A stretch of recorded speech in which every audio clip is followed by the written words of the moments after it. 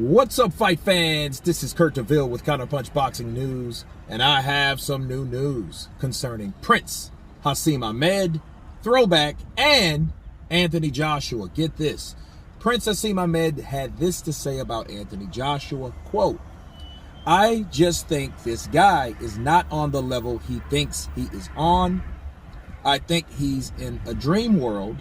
You know what? I know this sounds terrible. I think he should finish." Prince Hasem Ahmed talks Anthony Joshua. Let me counterpunch. This is strange coming from Prince Hasem Ahmed. Very ironic. Very hypocritical. And let me explain you on why, on all the things that I just mentioned. It's strange because Prince Hasem Ahmed was once the old school, smaller Anthony Joshua. The guy that was British, the guy that was popular, the guy that had the British invasion, that came over here and sopped and mopped up Kevin Kelly. The only difference was the mecca of boxing, and the boxing energy started to shift mainly to Great Britain in the UK versus Madison Square Garden. Okay. You had guys like Dominic Brazil, undefeated. Former IBF champion Charles Martin, undefeated. And another guy, Eric Molina, came over there as well. And they all challenged Anthony Joshua, and they all got stopped and mopped. Okay? So Joshua made millions of dollars. In fact, made a lot more than Prince Hasem, and Prince Hasem was loaded. He was very popular. He was very arrogant. You know, he was confident, and he was successful until, now this is when the ironic part comes in. He gets beat. So he fights, he gets beat up by Barrera, right, in the Southwest over there.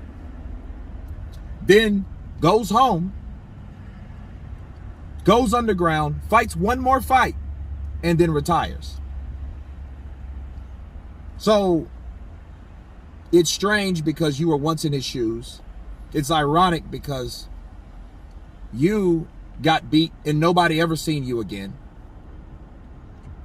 And it's hypocritical because why would you think someone's finished because they took a second L when you quit after your first L? You absolutely positively gave up after your first L. Your first L was like, I'm done. That's it.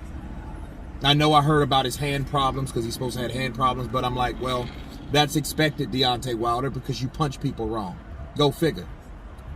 You know what I mean? You could at least try to rematch Barrera for doing you the way he did you. He beat your ass, then slammed your face into a corner. Okay? Just for dismemberment. Okay? So we can't forget that. So somebody like Prince Hasem Ahmed, someone unorthodox, someone that was arrogant until his bubble was this big until somebody popped it and his name was Barrera and nobody never heard of him again. Then he went and pulled a Tyson Fury and got 400 pounds, but he's only like 5'6". So what do you think he's going to look like?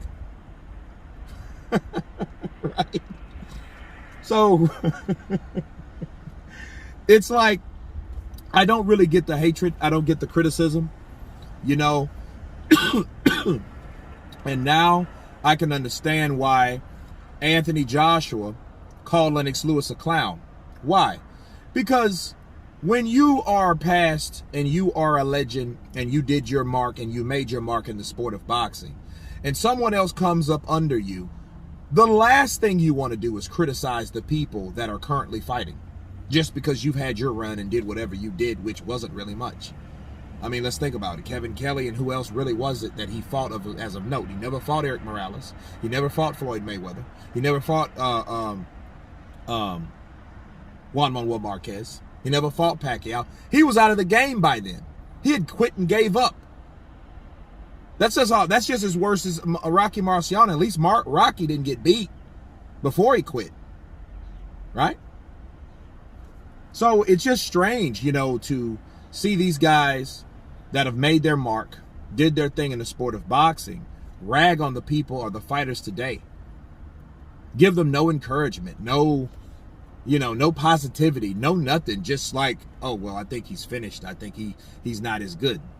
Well, you proved you weren't as good because your confidence wasn't even where it's supposed to be to even continue up this road. You're no Muhammad Ali. Bars. So at the end of the day, I think Prince Hasem Ahmed is maybe bitter from the success that Anthony Joshua received versus what he didn't do versus what he probably felt he could have done but never tried to do again. You know what I mean? Even Ricky Hatton's making a comeback. We never heard of Prince Hasem Ahmed again.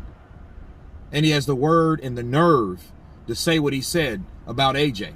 But anyway, you guys tell me what you think of Prince Hasem Ahmed ragging, blasting, doubting Anthony Joshua. Of course, please subscribe. And you guys been Counterpunch. Peace.